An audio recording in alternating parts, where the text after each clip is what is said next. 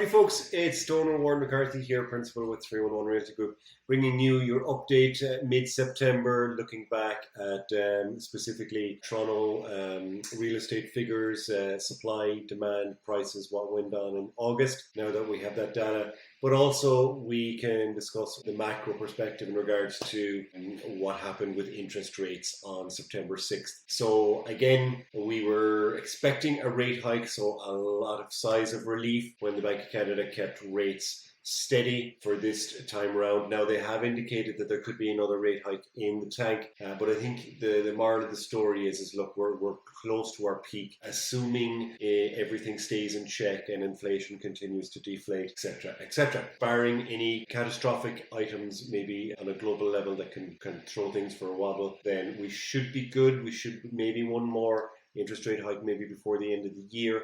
But hopefully we're being told that in the next 12 months to 18 months, rates should come down. They won't come down rapidly. It'll be drop it off a little bit, see what happens, our market, etc., etc. But the overall, and we've been talking about this throughout the last several months, 6 months, about the real reason the Bank of Canada are doing this is to pull some steam out of the housing market, bring down prices, and that is being achieved for sure. And when we look at some of the stats here now, we will see that from a Toronto perspective as well too. Even though we're not crashing, we are seeing some deflation in prices.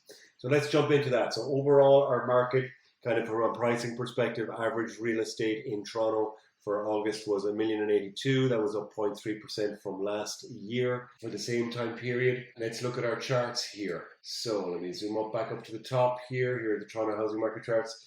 We look at these every month because I like to look at what's happening month to month rather than year over year. It's not as relevant year over year in my opinion. So here we had a sales, which is demand, was up 1%. Supply was down 10% in August, which you'd expect. It is a summer month, people not so focused on real estate. And where are our prices? So our prices pretty much, they dropped, I believe it was 3% was the figure. Let me just double check that here now. Correct, 3% drop in housing prices from July to August. So that's a 9% drop since our this year's peak, which was May. We have dropped 9% since then. Like I said, last year, we dropped 20%, and then from January to May, we gained another 10% back into our market in appreciation. We've lost 9% of that again. So when you look at a net effect prior to all of this stuff at the peak of February 2022, we're down about 10%, let's say. Now next, let's look at our absorption rates. Very telling, our absorption rates. When you look at our absorption rates, and we go back, I've got back to 2021 data here. When we look at, say, figures here, this was back in May, which was our peak this year in terms of pricing. You could see condos were around that 8 weeks, 11 weeks there. That was definitely a seller's market. And the same with the houses, a seller's market here, 6 weeks, 5 weeks of inventory. So stuff was selling fast. Now we come forward to today, effects of a few rate hikes since.